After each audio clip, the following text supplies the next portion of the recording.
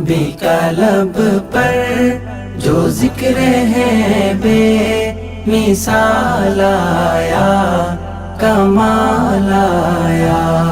नबी का लब पर जो जिक्र है बे मिसाल आया, कमाल आया।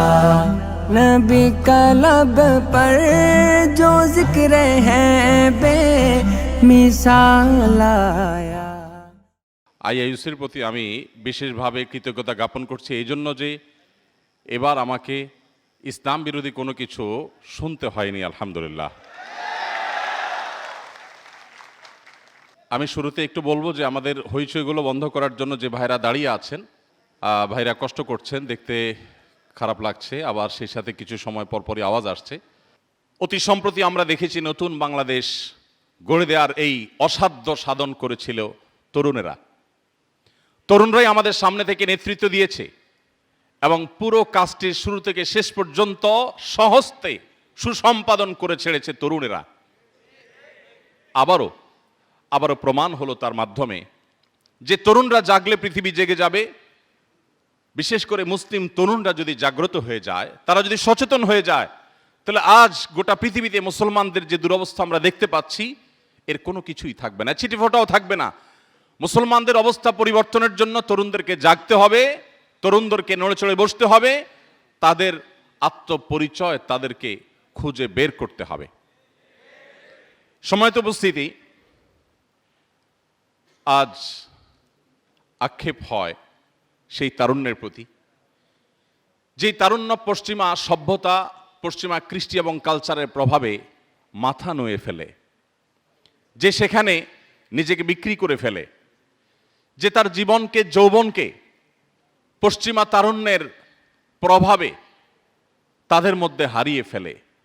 আমার অত্যন্ত কষ্ট হয়, আফসোস হয় সেই তারুণ্য দেখে।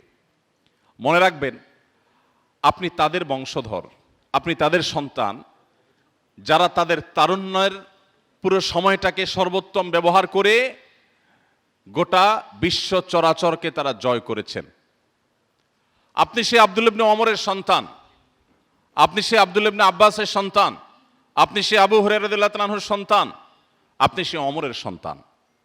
সম্মানিত উপস্থিতি, আজ মুসলিম তারুণ্য আমরা আমাদের আত্মপরিচয় আমরা ভুলে গেছি। আমাদের নবী করিম সাল্লাল্লাহু আলাইহি সাল্লাম তারুণ্য এবং যৌবনের এই সময়টাকে এত বেশি গুরুত্ব আরোপ করেছেন যে তিনি আমাদেরকে আলাদা করে বলেছেন, শাবাবাকা ক্বাবলা হারামিক। মনে রাখবে, এই তারুণ্য তোমার আজীবন থাকবে না, একটা সময় শেষ হয়ে যাবে, ক্ষয় হয়ে যাবে। অতএব এই তারুণ্য তোমার হেলায় তুমি হারাবে না, এটাকে যথাযথ ব্যবহার করবে। নবী করিম সাল্লাল্লাহু আলাইহি ওয়াসাল্লাম তিনি তরুণদেরকে উৎসাহ দিয়ে, উদ্দীপনা দিয়ে, প্রেরণা দিয়ে বলেছেন, সাবআতুন ইউযিল্লুহুমুল্লাহু ফি যিল্লিহি ইয়াওমা লা যিল্লা ইল্লা যিল্লুহ। কিয়ামতের ভয়াবহতম দিনে যখন সূর্য মানুষের মাথার খুব কাছাকাছি অবস্থান করবে, বৈজ্ঞানিকভাবে সূর্য এত কাছাকাছি থাকলে জ্বলে পড়ে ছাই হওয়ার কথা, কিন্তু আখিরাত বলে কথা। পার্থিব জীবনের কোনো কিছুর সাথে আখিরাতের জীবনের কোনো কিছুর সাথে কোনো তুলনা চলবে না। সেখানকার দৃশ্য, সেখানকার পরিবেশ, সেখানকার পরিস্থিতি, সেখানকার অবকাঠামো, সেখানকার সব কিছু হবে সম্পূর্ণ ডিফারেন্ট। আমরা পৃথিবীর যে বাস্তবতা দেখছি, এটা দেখে আখিরাতকে অনেক সময় তুলনা করে ফেলি, যেটা আমাদের ভুল হয়। তো নবী করিম সাল্লাল্লাহু আলাইহি সাল্লাম কিয়ামতের সেই ভয়াবহতম পরিস্থিতিতে তরুণদের জন্য একটি সুসংবাদ দিয়ে বলেছেন, 7 শ্রেণীর মানুষকে আল্লাহ তাআলা কিয়ামতের ভয়াবহতম দিনে, যখন মানুষ পাগলের মতো অস্থির থাকবে, কারোর পরনে কাপড় থাকবে না, ভয়াবহতা এমন চরমে পৌঁছাবে যে কাপড় পরনে আছে কি নেই সেটি দেখবার মতো ফুরসতটুকু মানুষের থাকবে না। এরকম কঠিন পরিস্থিতিতে মানুষ আল্লাহর কাছে যখন পানাহ চাইতে থাকবে যে, আল্লাহ, যদি আমাদের জাহান্নাম ফয়সালা হয়ে থাকে তবে জাহান্নামেই দিন, তবুও কিয়ামতের এই দুর্বিষহ পরিস্থিতি থেকে আপনি মুক্তি দিন। নবীদের কাছে মানুষ দৌড়ে গিয়ে আকুতি জানাবে, আল্লাহর কাছে ফরিয়াদ করুন যেন বিচার কার্য আল্লাহ তাআলা শুরু করেন। এই দুর্বিষহ, এই কঠিন পরিস্থিতি আমরা আর সইতে পারছি না। ঠিক সেই কঠিন পরিস্থিতিতে নবী করিম সাল্লাল্লাহু আলাইহি সাল্লাম বলেছেন, 7 শ্রেণীর মানুষকে আল্লাহ রাব্বুল আলামিন আল্লাহর আরশের ভিআইপি প্যান্ডেলে আল্লাহ তাআলা জায়গা দিবেন, স্থান দিবেন।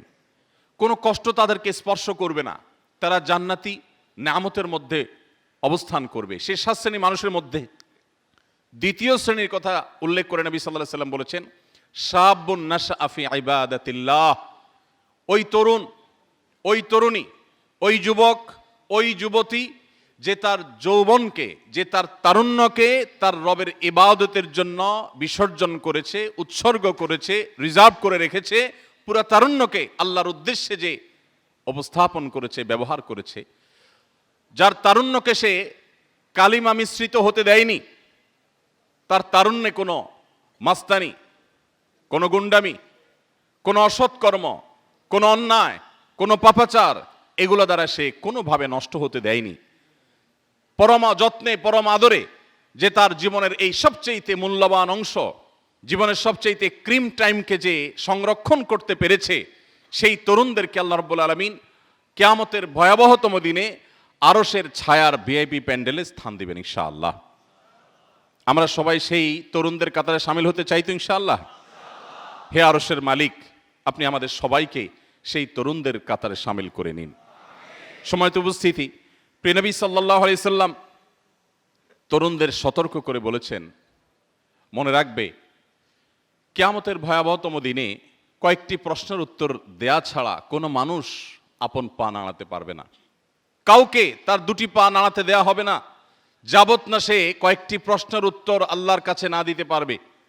এর মধ্য থেকে ওয়ান শাবাবিহি ফিমা আবলাহ, একটি প্রশ্ন করা হবে প্রত্যেক মানুষকে যে তোমার তারুণ্যকে, তোমার যৌবনকে তুমি কোন কাজে ব্যয় করেছো, তোমার যৌবনের অর্জন কি, তোমার তারুণ্যের অর্জন কি। এই প্রশ্নের উত্তর দেওয়া ছাড়া কোনো মানুষ তার দুটি পা নাড়াতে পারবে না। আপনি আপনার তারুণ্যে কি করছেন, আপনি আপনার যৌবনে কি করছেন, এই প্রশ্ন উত্তর আপনাকে দিতে হবে। প্রিয় নবী সাল্লাল্লাহু আলাইহি সাল্লাম এইভাবে তার জীবনের বাঁকে বাঁকে, ক্ষণে ক্ষণে তারুণ্যকে স্মরণ করেছেন, তারুণ্যকে অ্যাড্রেস করেছেন। তরুণদেরকে তিনি বিশেষভাবে মনোযোগ দিয়েছেন, তার বিশেষ এবং স্পেশাল ফোকাস ছিল তরুণরা। নবী সাল্লাল্লাহু আলাইহি সাল্লামের চারপাশে তরুণরা তাকে ঘিরে থাকতো। তার একান্ত সেবক ছিলেন একজন তরুণ, আনাস ইবনে মালিক রাদিয়াল্লাহু তাআলা আনহু। তার ইলমের ধারক, সবচেয়ে বেশি দোয়া পেয়েছেন যিনি, তিনি ছিলেন আরেকজন তরুণ, আব্দুল্লাহ ইবনে আব্বাস রাদিয়াল্লাহু তাআলা আনহু, যার জন্য তিনি দোয়া করে বলেছিলেন, আল্লাহুম্মা আল্লিমহুল কিতাব, আল্লাহ তাকে আপনি কোরআনের জ্ঞান দান করুন। তার আদর্শকে সবচেয়ে বেশি ধারণ করা মানুষদের মধ্য থেকে একজন, তাকে সবচেয়ে বেশি ভালোবাসা মানুষগুলোর মধ্য থেকে একজন, তার সুন্নাতের সবচেয়ে বেশি আঁকড়ে ধরা মানুষগুলোর একজন ছিলেন, তার অত্যন্ত আদরের একজন মানুষ ছিলেন আরেকজন তরুণ, তার নাম ছিল আব্দুল্লাহ ইবনে ওমর রাদিয়াল্লাহু তাআলা আনহু। নবী করিম সাল্লাল্লাহু আলাইহি সাল্লাম এভাবে তরুণদের ঘেরাওর মধ্যে থাকতেন। প্রবীণরা যেমন থাকতো, নবীনরা থাকতো, বৃদ্ধরা যেমন থাকতো, ঠিক একইভাবে তরুণদেরকে নবী করিম সাল্লাল্লাহু আলাইহি সাল্লাম বিশেষ গুরুত্ব দিতেন। সময়ত উপস্থিতি, নবী করিম সাল্লাল্লাহু আলাইহি সাল্লাম আব্দুল্লাহ ইবনে মাসউদ রাদিয়াল্লাহু তাআলা আনহুকে একবার উৎসাহ দিয়ে বলেছিলেন, প্রেরণা দিয়ে বলেছিলেন, ইন্নাকা গোলামুন মুআল্লিম, হে আব্দুল্লাহ, তুমি একজন শিক্ষক যুবক, যে মানুষকে জ্ঞান বিতরণ করো। আপনারা জানেন ইলমে ফিকহের, ইসলামী ফিকহের অন্যতম দুইজন দিকপাল, সাহাবীদের মধ্য থেকে অন্যতম দুইজন দিকপালের একজন ছিলেন আব্দুল্লাহ ইবনে মাসউদ রাদিয়াল্লাহু তাআলা আনহু, আরেকজন ছিলেন আব্দুল্লাহ ইবনে আব্বাস রাদিয়াল্লাহু তাআলা আনহু। এই আব্দুল্লাহ ইবনে মাসউদ রাদিয়াল্লাহু তাআলা আনহু তিনি তখন যৌবন পেরিয়ে পরিণত বয়সের দিকে যাচ্ছেন, ইসলাম গ্রহণ করেছেন। নবী করিম সাল্লাল্লাহু আলাইহি সাল্লাম তাকে এমন প্রেরণা দিয়েছেন, পরবর্তীতে তিনি মুআল্লিমুস সাহাবা, সমস্ত সাহাবীদের বা অন্য সাধারণ সাহাবীদের শিক্ষকে তিনি পরিণত হয়েছেন। নবী করিম সাল্লাল্লাহু আলাইহি সাল্লামের প্রেরণায় একজন তরুণ, তিনি কিয়ামত পর্যন্ত আগত মানুষের কাছে রেফারেন্স ব্যক্তি হিসেবে অনন্য এক আসনে আসীন হয়েছেন। আজও ইসলামী ফিকহের গুরুত্বপূর্ণ বিষয়ে আব্দুল্লাহ ইবনে মাসউদ রাদিয়াল্লাহু তাআলা আনহুর মতামতকে গুরুত্বের সাথে স্মরণ করা হয়। ওই যে নবী সাল্লাল্লাহু আলাইহি সাল্লাম তার তারুণ্যে তাকে উৎসাহ দিয়ে বলেছিলেন, ইন্নাকা গোলামুন মুআল্লিমুন, আপনি এমন একজন, তুমি এমন একজন যুবক যার ভিতরে মানুষকে শিক্ষাদান করার প্রবণতা আছে, তুমি মানুষকে শিক্ষাদান করো, জ্ঞান বিতরণ করো, তোমার ভিতরে শিক্ষকতার প্রবণতা আছে। নবী সাল্লাল্লাহু আলাইহি ওয়াসাল্লাম নিজেও বলেছেন, বুইস্তু মুআল্লিমা, আমি শিক্ষক হয়ে পৃথিবীতে এসেছি, মানুষকে গাইড করা আমার কাজ। সম্মানিত উপস্থিতি, আবু মুসা আশআরী রাদিয়াল্লাহু তাআলা আনহুর নাম সম্ভবত আমরা সবাই শুনেছি। আবু মুসা আশআরী রাদিয়াল্লাহু তাআলা আনহুর কণ্ঠ অনেক সুন্দর ছিল। নবী করিম সাল্লাল্লাহু আলাইহি সাল্লাম এই তরুণকেও প্রশংসা করে প্রেরণা দিয়ে দাউদ আলাইহিসসালামের বংশধরের দাউদ আলাইহিসসালামের যে কণ্ঠ ছিল সে কণ্ঠের মাধুর্য যে আল্লাহ তাআলা তাকেও দিয়েছেন, তাকে সে কথা বলে অনুপ্রাণিত করেছেন। অর্থাৎ এভাবে নবী সাল্লাল্লাহু আলাইহি সাল্লাম বিভিন্ন সময় তারুণ্যকে উৎসাহ দিতেন, তিনি প্রেরণা দিতেন এবং তাদেরকে সাহস যোগাতেন। আরেকজন তরুণের নাম না বললেই নয়, আপনারা অনেকেই শুনে থাকবেন মুসআব ইবনে উমাইর রাদিয়াল্লাহু তাআলা আনহুর কথা। মুসআব ইবনে উমাইর রাদিয়াল্লাহু তাআলা আনহু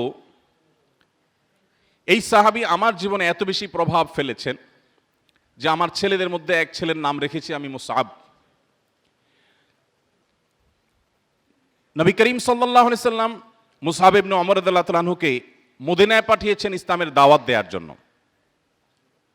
আপনারা জানেন এত চমৎকারভাবে নবী করিম সাল্লাল্লাহু আলাইহি সাল্লামের দূত হিসাবে, নবী সাল্লাল্লাহু আলাইহি সাল্লামের প্রতিনিধি হিসাবে মদিনাতে ইসলামকে এত সুন্দরভাবে উপস্থাপন করেছেন যে মদিনায় হিজরতের প্রেক্ষাপট রচনা করেন এই তরুণ সাহাবী, এবং তার মাধ্যমে মদিনার অনেক বড় বড় ব্যক্তিরা ইসলামের ছায়াতলে আসতে পারে।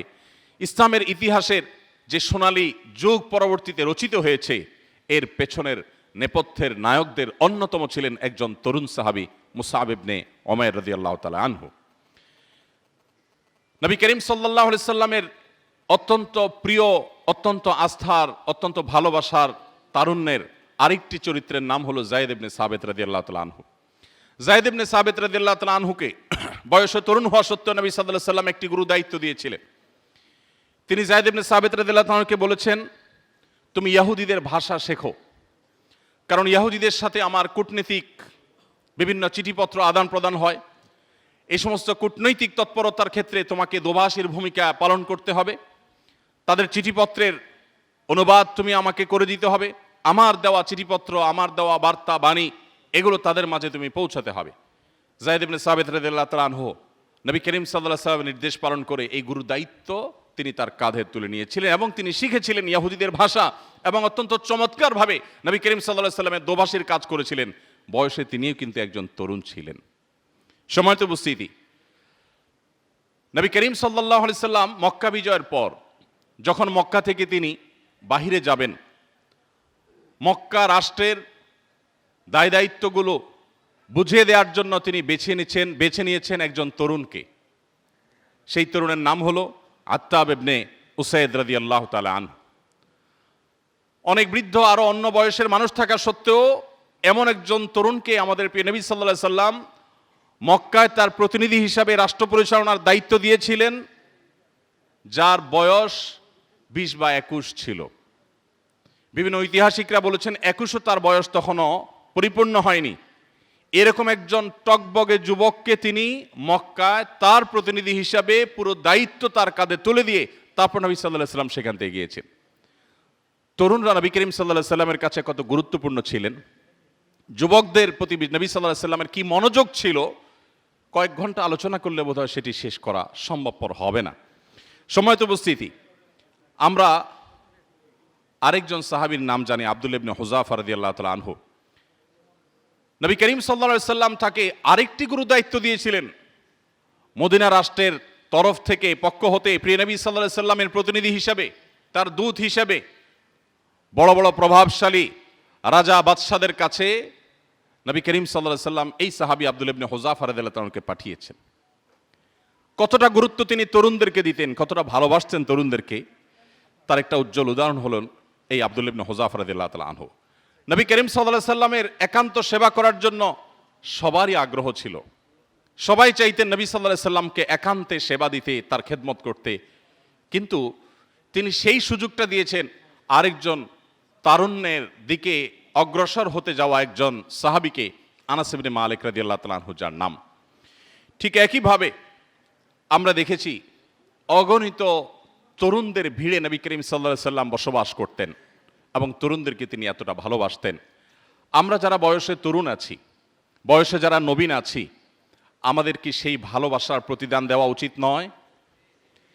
নবী করিম সাল্লাল্লাহু আলাইহি সাল্লাম তিনি আমাদেরকে যতটা ভালোবেসেছেন, তার যতটা মনোযোগ ছিল তারুণ্যের প্রতি, তার সেই ভালোবাসার সর্বোত্তম প্রতিদান হবে নবী করিম সাল্লাল্লাহু আলাইহি সাল্লাম তরুণদেরকে যেভাবে দেখতে চেয়েছেন, যেমন তরুণের চিত্র তিনি অঙ্কন করেছেন, যেই তরুণের স্বপ্ন তিনি দেখেছেন, তারুণ্যকে তিনি যে গাইড করেছেন, আজকের তারুণ্য যদি সেই পথে হাঁটে তবে সেটাই হবে নবী করিম সাল্লাল্লাহু আলাইহি সাল্লামের প্রতি আমাদের কৃতজ্ঞতার সবচাইতে উজ্জ্বল উদাহরণ।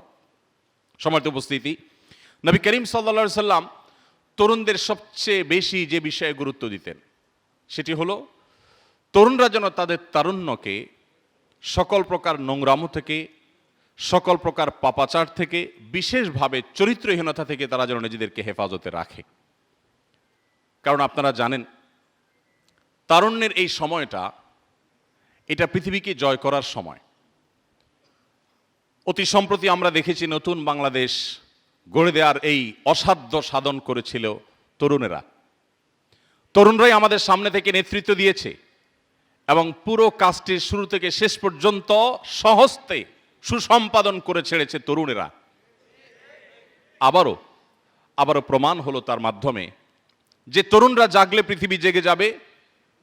বিশেষ করে মুসলিম তরুণরা যদি জাগ্রত হয়ে যায়, তারা যদি সচেতন হয়ে যায়, তাহলে আজ গোটা পৃথিবীতে মুসলমানদের যে দুরবস্থা আমরা দেখতে পাচ্ছি এর কোনো কিছুই থাকবে না, ছিটেফোঁটাও থাকবে না। মুসলমানদের অবস্থা পরিবর্তনের জন্য তরুণদেরকে জাগতে হবে, তরুণদেরকে নড়ে চড়ে বসতে হবে, তাদের আত্মপরিচয় তাদেরকে খুঁজে বের করতে হবে। সম্মানিত উপস্থিতি, আজ আক্ষেপ হয় সেই তারুণ্যের প্রতি, যেই তারুণ্য পশ্চিমা সভ্যতা, পশ্চিমা কৃষ্টি এবং কালচারের প্রভাবে মাথা নুয়ে ফেলে, যে সেখানে নিজেকে বিক্রি করে ফেলে, যে তার জীবনকে, যৌবনকে পশ্চিমা তারুণ্যের প্রভাবে তাদের মধ্যে হারিয়ে ফেলে। আমার অত্যন্ত কষ্ট হয়, আফসোস হয় সেই তারুণ্য দেখে। মনে রাখবেন, আপনি তাদের বংশধর, আপনি তাদের সন্তান, যারা তাদের তারুণ্যের পুরো সময়টাকে সর্বোত্তম ব্যবহার করে গোটা বিশ্ব চরাচরকে তারা জয় করেছেন। আপনি সে আব্দুল্লাহ ইবনে ওমরের সন্তান, আপনি সে আব্দুল্লাহ ইবনে আব্বাসের সন্তান, আপনি সে আবু হুরায়রা রাদিয়াল্লাহু তাআলা আনহুর সন্তান, আপনি সে ওমরের সন্তান। সম্মানিত উপস্থিতি, আজ মুসলিম তারুণ্য আমরা আমাদের আত্মপরিচয় আমরা ভুলে গেছি। আমরা জানি না আমরা সেই নবীর উম্মত, যেই নবী আমাদের যৌবনকে, আমাদের তারুণ্যকে সকল প্রকার নোংরামো, সকল প্রকার দুশ্চরিত্র থেকে সংরক্ষণ করবার জন্য সবচেয়ে বেশি গুরুত্ব আরোপ করেছেন।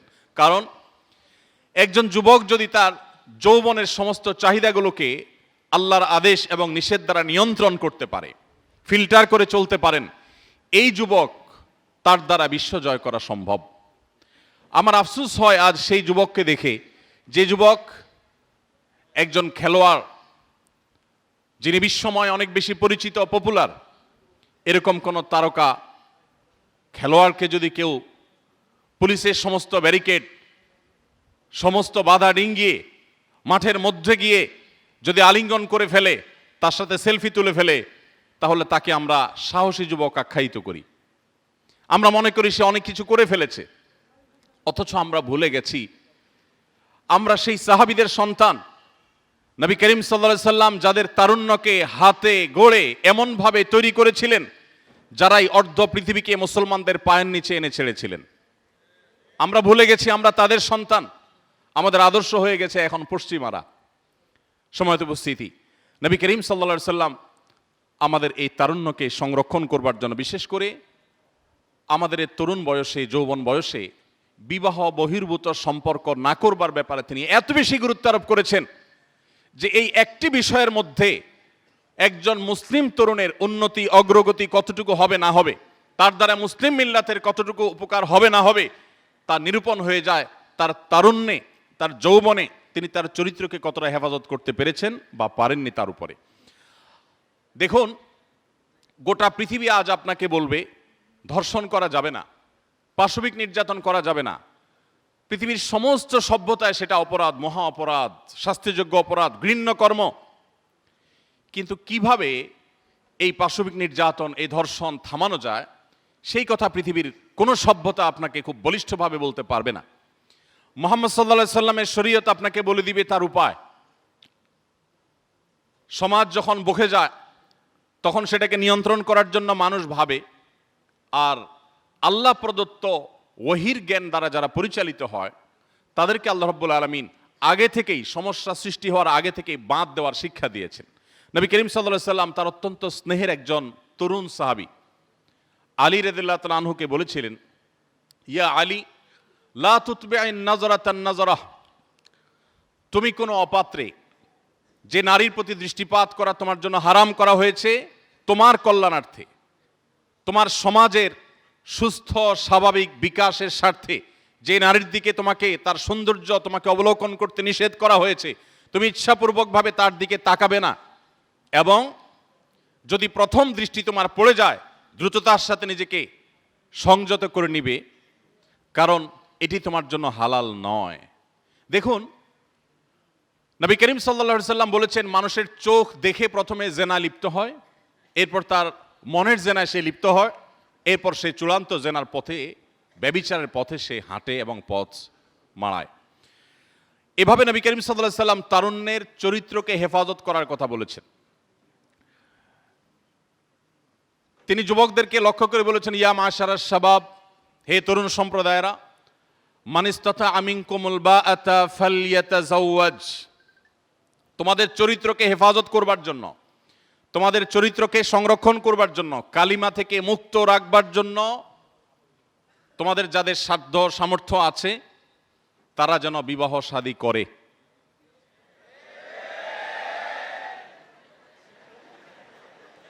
আল্লাহ তাআলা আমাদের অভিভাবকদের মনগুলোকে গলিয়ে দিন,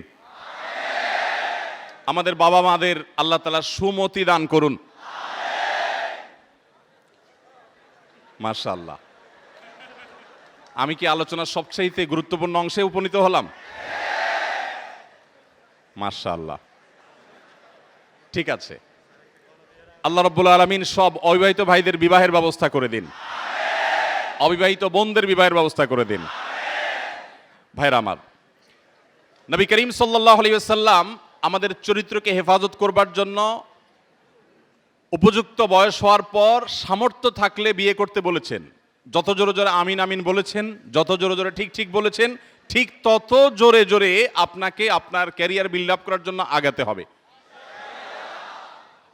আপনি ছাত্র মানুষ, হোটেলে খান, এবার একটা বিয়ে করে বউ এনে বাপের উপরে আরেকটা বোঝা চাপাবেন, এই অধিকার ইসলাম আপনাকে দেয় নাই। এবার ঠিকটা একটু আওয়াজ আসতে হয়েছে। পক্ষের ওয়াজ হলে সবাই জোরে জোরে ঠিক ঠিক বলে, বিপক্ষে গেলে আর ঠিক ঠিক বাইর হয় না। যাই হোক, তো ভাইরা আমার, খুবই গুরুত্বপূর্ণ ইস্যু।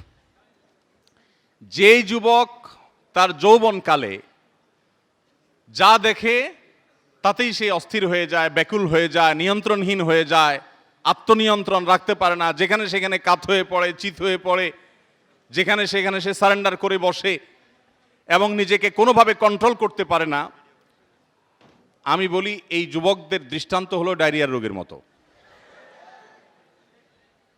কেউ ডায়রিয়া আক্রান্ত হলে সেটা যদি চরম পর্যায়ে পৌঁছে যায় তখন তারা নিয়ন্ত্রণ ক্ষমতা থাকে না, আত্মনিয়ন্ত্রণ থাকে না, চাইলেও সে মন মতো, জায়গা মতো, সময় মতো তার কাজ সে সারতে পারে না। তো এই রোগের রোগীর মতো হলো ওই তরুণের অবস্থা, যে তরুণ যেখানে যা দেখে, মোবাইলে দেখেছে, কম্পিউটারে দেখেছে, বাইরে দেখেছে, ফেল করে চেয়ে রয়েছে, ওইদিকে পিছনে দৌড়ানো শুরু করে দিয়েছে, তার পড়ালেখা শেষ করে দিয়েছে, ক্যারিয়ার ছেড়ে দিয়েছে, বাপ মা ছেড়ে দিয়েছে, সমাজ ছেড়ে দিয়েছে, দিন ধর্ম ছেড়ে দিয়েছে, সে পাগল পড়া হয়ে ঘুরছে। তো আবার আরেকটা দেখেছে, তো সেদিকে ছুটছে। যে যুবক এভাবে যা দেখে সেদিকেই ছুটে, যেখানে যায় সেখানে কাত হয়ে পড়ে, সব জায়গায় নিয়ন্ত্রণহীন হয়ে যায়, সে যুবকের দৃষ্টান্ত হলো ডায়রিয়া রোগীর মতো নিয়ন্ত্রণহীন। সিরিয়াস আলাপ। দেখুন,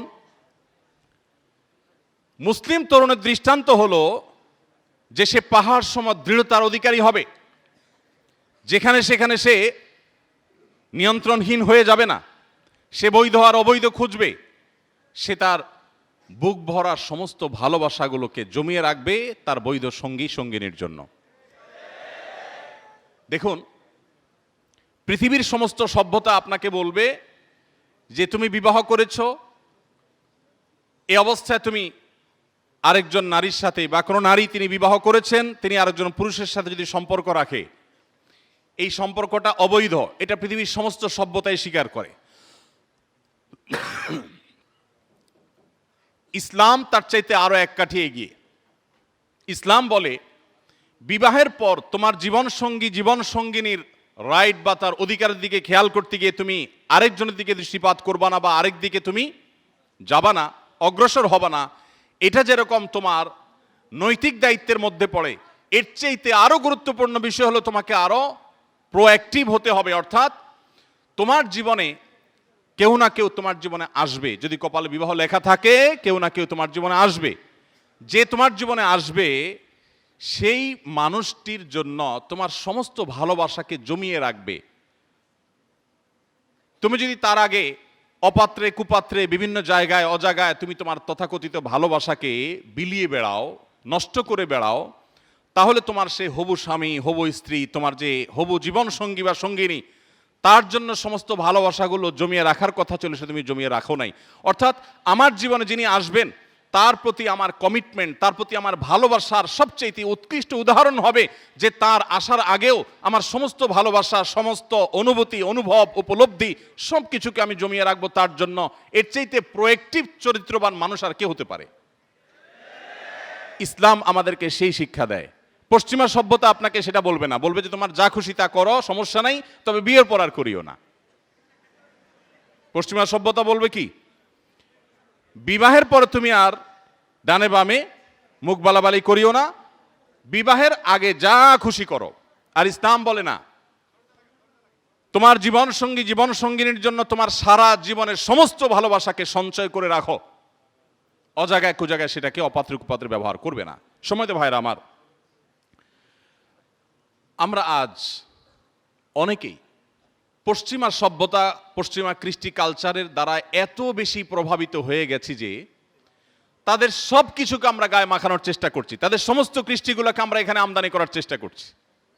আমরা ভুলে গেছি যে আমরা মুসলমান, আমরা বাঙালি, আমরা বাংলাদেশি। এই অঞ্চলের মানুষের যে কৃষ্টি, যে কালচার, সেটা মুসলমান হোক কিংবা হিন্দু হোক কিংবা খ্রিস্টান হোক কিংবা বৌদ্ধ হোক, সে কালচার কোনো ক্রমেই পশ্চিমা কালচারের সাথে যায় না। আমাদের নিজস্ব সংস্কৃতি আছে, সেটা আমরা ভুলে যেতে বসেছি। আমি একটি কথা প্রায় বলি, একটু আগেও ভিসিসি আর্টস আমরা আলোচনা করছিলাম, সেখানেও বলছিলাম, পশ্চিমারা জ্ঞানে, বিজ্ঞানে, তথ্যে, যোগাযোগে, অবকাঠামোতে, অর্থনীতিতে, অনেক দিক থেকে, পরিবেশের দিক থেকে, অনেক দিক থেকে তারা আমাদের থেকে যদি 1000 বছর এগিয়ে থাকে, পারিবারিক ব্যবস্থাপনায় তাদের চাইতে আমরা 2000 বছর এগিয়ে আছি।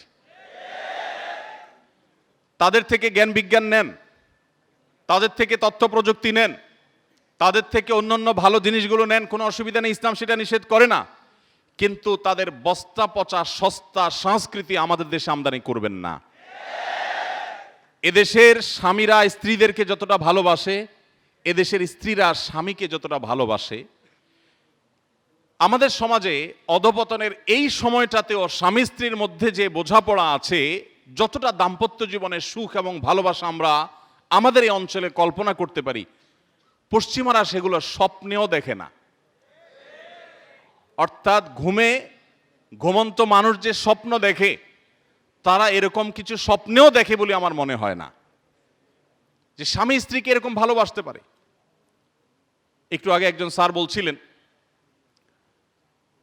ভিসি স্যারই বলছিলেন যে কোনো এক ইংল্যান্ডে একটা ঘটনা বলছিলেন যে বাবা খুশি হয়ে গর্ব করে কোন এক জায়গায় বলছিলেন যে আজকে ছেলের বিয়ে, আমি সৌভাগ্যবান, আমাকে দাওয়াত দিয়েছে। ছেলের বিয়েতে দাওয়াত পেয়ে বাবা কি গর্বিত, বাবা আনন্দিত, বাবা উৎফুল্ল, বাবা গর্ব করে বলছেন যে আমার ছেলের বিয়েতে আমাকে দাওয়াত দেওয়া হয়েছে, আলহামদুলিল্লাহ। আলহামদুলিল্লাহ তো আর বলে নাই, খুশি হয়েছেন তিনি। ভাইরা আমার, বিষয়টা হাসির নয়। আপনি কদিন আগের একটা পত্রিকার নিউজ দেখেছেন নিশ্চয়ই, জাপানে কয়েক বছরের মধ্যে অগণিত মানুষ, বহু মানুষ, তারা মরে বাসার মধ্যে পচে গলে দীর্ঘদিন পর তাদের লাশের দুর্গন্ধ যখন ছড়িয়ে পড়েছে, তখন তাদেরকে দরজা ভেঙে উদ্ধার করা হয়েছে। আমি নিজে এরকম জাপানে বিভিন্ন দেশে দেখার সুযোগ আমার হয়েছে যে সেখানে তাদের সুখের এত উপকরণ থাকা সত্ত্বেও বৃদ্ধদের প্রায় সবার হাতে হাতে একটা কুকুর ছানা, একটা কুকুর। এই কুকুর শখে পালন করে, কিন্তু সেই শখটার পেছনে আছে এক নির্মম অধ্যায়। সেটি হলো যে তাদের সন্তানরা কেউ তাদের কাছে থাকে না, বাধ্য হয়ে একটা কুকুরকে সাথে নিয়ে তাদের চলতে হয়।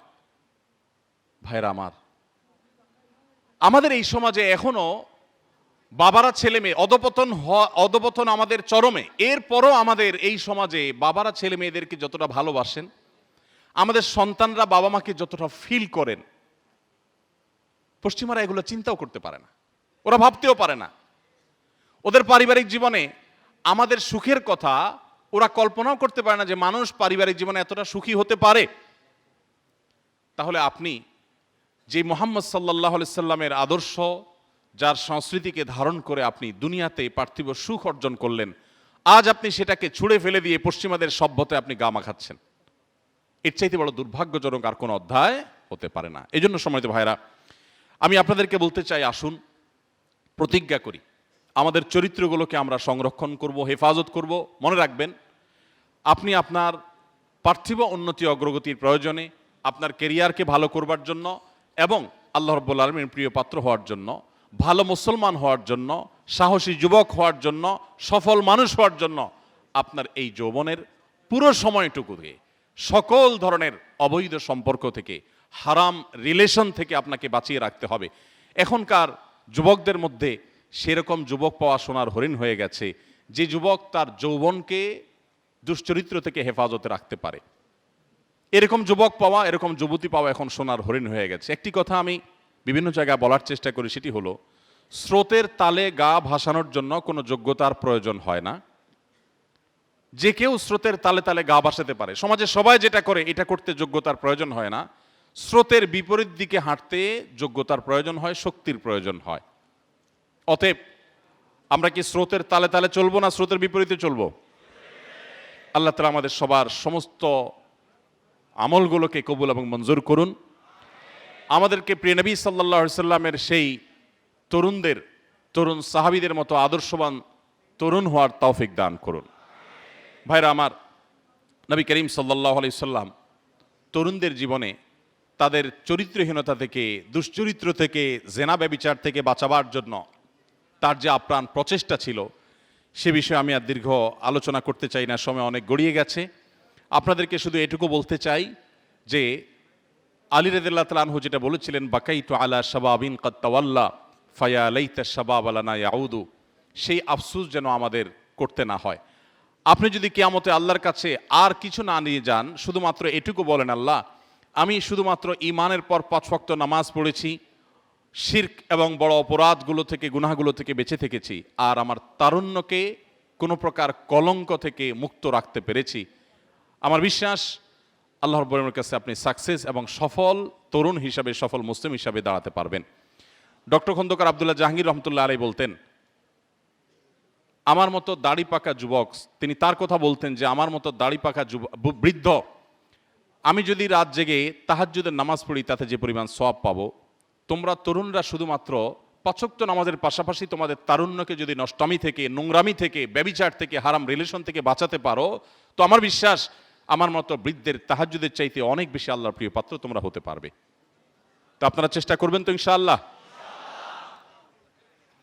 আল্লাহ রাব্বুল আলামিন আমাদের সবাইকে, আমাদের তারুণ্যকে সকল ধরনের নষ্টামি থেকে, নোংরামি থেকে, অবৈধ সম্পর্ক থেকে বাঁচাবার তৌফিক দান করুন। ভাইরা আমার, বিশেষভাবে আপনাদেরকে আমি অনুরোধ করব, কোরআনে কারীমের সূরা ইউসুফ আপনারা একটু পাঠ করবেন। ইউসুফ আলাইহিস সালাম কিয়ামত পর্যন্ত আগত সমস্ত তরুণদের জন্য কোরআনের দেওয়া সবচেয়ে উত্তম উদাহরণ, সবচেয়ে ভালো দৃষ্টান্ত। তিনি কিভাবে তার তারুণ্যকে হেফাজত করেছিলেন। 7 শ্রেণী যুবকের যে হাদিস আমরা বলেছি, অবাক করা বিষয় হলো, যেখানে 7 শ্রেণী মানুষকে আল্লাহ রাব্বুল আলামিন আরশের নিচে ছায়া দিবেন কিয়ামতের ভয়াবহতম দিনে, সেখানে 7 শ্রেণীর মধ্যে 2টা শ্রেণী আছে এই চরিত্র কেন্দ্রিক। তার একটা হলো সরাসরি শাবুন নাশা ফি ইবাদাতিল্লাহ, যে যুবক তার তারুণ্যকে আল্লাহর ইবাদতে কাটাবে। আরেকটা হলো ওই যুবক বা ওই যুবতী, ওই পুরুষ বা ওই নারী যাকে অন্যায় বা পাপের কাজে আহ্বান করা হবে, অবৈধ রিলেশনের জন্য কেউ অফার করবে, আর সে বলবে ইন্নী আখাফুল্লাহ, আমি আল্লাহকে ভয় করি, আমার এই তারুণ্যে আমি কোনো নোংরামি লাগাতে দেব না, যা হয়েছে তার জন্য তওবা করে পরিপূর্ণভাবে আল্লাহর কাছে ইস্তেগফার করে যদি আমি ফিরে আসি, আল্লাহ তাআলা পেছনের সমস্ত গুনাহ মাফ করবেন ইনশাআল্লাহ। এবং নতুন করে যদি কেউ সংকল্প করে এবং তার তারুণ্যকে সে যদি হেফাজত করে, শুধুমাত্র এই হারাম অফারকে যদি কেউ ডিনাই করতে পারে, এই ইমানি শক্তিটুকুকে যদি অর্জন করতে পারে, এই আমলের বিনিময়ে কিয়ামতের ভয়াবহতম দিনে সে আল্লাহর আরশের নিচে ভিআইপি প্যান্ডেলে স্থান পাবে ইনশাআল্লাহ তাআলা। আমরা সবাই চেষ্টা করব তো ইনশাআল্লাহ। সেই সাথে আপনাদেরকে বলতে চাই, প্রিয় নবী সাল্লাল্লাহু আলাইহি সাল্লাম তরুণদের মধ্যমপন্থী হতে উৎসাহিত করেছেন। আজ আমাদের তারুণ্যের একটা অংশকে আমরা দেখতে পাই তারা মধ্যম পন্থা থেকে বিচ্যুত হয়ে যাচ্ছেন। নবী করিম সাল্লাল্লাহু আলাইহি সাল্লাম সবসময় তরুণদেরকে মধ্যম পন্থা, সব বয়সী মানুষদেরকে, বিশেষভাবে তরুণদেরকে মধ্যম পন্থা অবলম্বন করার জন্য গাইড করতেন। অতএব আমরা মধ্যম পন্থা অবলম্বন করব, কোরআন এবং হাদিসের জ্ঞানে আমরা আলোকিত হওয়ার চেষ্টা করব, ভাই বোন মুসলিম না হয়ে ইসলামটাকে জানার চেষ্টা করব। বিশেষ করে আন্তর্জাতিক ইসলামী বিশ্ববিদ্যালয় চট্টগ্রাম বাংলাদেশের বেসরকারি বিশ্ববিদ্যালয়গুলোর ভিতরে এমন একটি বিশ্ববিদ্যালয়, যে বিশ্ববিদ্যালয়ের পরিবেশ, যার ভেতরের অংশ আমার ঘুরে ঘুরে দেখার সুযোগ হয়েছে, যেটা দেখার পর একজন রুচিবান মানুষের ভালো লাগা কাজ করবে, তার আনন্দ হবে, তিনি অভিভূত না হয়ে পারবেন না। এরকম একটি ক্যাম্পাস আলহামদুলিল্লাহ আপনারা পেয়েছেন। আমি আপনাদের প্রতি উদাত্ত আহ্বান রাখতে চাই, যারা বিশেষ করে জেনারেল সাবজেক্টগুলো নিয়ে পড়াশোনা করছেন, তাদেরকে বলতে চাই যে আপনারা ইসলামকে জানার এই সুবর্ণ সুযোগ হাতছাড়া করবেন না। মনে রাখবেন, আপনার কর্মজীবনে প্রবেশের পর আপনি শত চেষ্টা করলেও ইসলামকে সুন্দরভাবে সঠিকভাবে জানার সুযোগগুলো আপনার জন্য এতটা অবারিত থাকবে না আপনার এই প্রিয় ক্যাম্পাসে যতটা আপনার জন্য সেটা আছে। অতএব আপনাদেরকে আমি বিনীতভাবে আহ্বান করতে চাই যে আপনারা ইসলামকে ভালোভাবে জানুন, জন্মসূত্রে মুসলিম না হয়ে জ্ঞানে, জেনে শুনে এবং কোরআন হাদিসের আলোকে মুসলিম হওয়ার চেষ্টা করবেন। সেই সাথে যারা দাওয়া ডিপার্টমেন্টে আছেন, আল কোরআন, আল হাদিস বা অন্যান্য ডিপার্টমেন্টগুলোতে আছেন, তাদেরকে বলতে চাই যে এখানে আপনার অন্যান্য ছাত্র ভাইরা যারা আছেন, যারা অন্যান্য ডিপার্টমেন্টে আছেন, সাধারণ সাবজেক্টগুলো নিয়ে পড়াশোনা করছেন, তাদের মধ্যে দাওয়াতি কাজের এই সুবর্ণ সুযোগ আপনাদের জীবনও আরেকবার পাওয়া কঠিন হবে। মনে রাখবেন, ছাত্র জীবন থেকে বোঝা যায় কে কত দূর যাবে কিংবা যাবে না। অতএব আপনাদের এখন থেকে নিজেদের গতিপথ ঠিক করতে হবে এবং দাওয়াতের এক দারুণ পরিবেশ এই ক্যাম্পাসে আপনাদেরকে গড়ে তুলতে হবে। আমি রব্বে কারিমের কাছে মনে প্রাণে দোয়া করি, আল্লাহ আপনি আমাদের এই যুবক ভাই বোনদেরকে সেই সাহাবীদের মতো আদর্শবান যুবক হওয়ার তৌফিক দান করুন। আপনি তাদেরকে সেই সাহাবীদের মতো হওয়ার তৌফিক দান করুন যারা বিশ্বকে জয় করেছেন, যারা মুসলমানদের মুখকে পৃথিবীতে উজ্জ্বল করেছেন। আজ গোটা বিশ্বে মুসলমানদের যদি আবার মাথা উঁচু করে দাঁড়াতে হয়, মনে রাখবেন জাগতে হবে আপনাদেরকেই, জাগাতে হবে আপনাদেরকেই। বাংলাদেশের পট পরিবর্তন যেরকম তরুণরা করেছে, গোটা বিশ্বের পট পরিবর্তন ইনশাল্লাহ তরুণরাই করবে।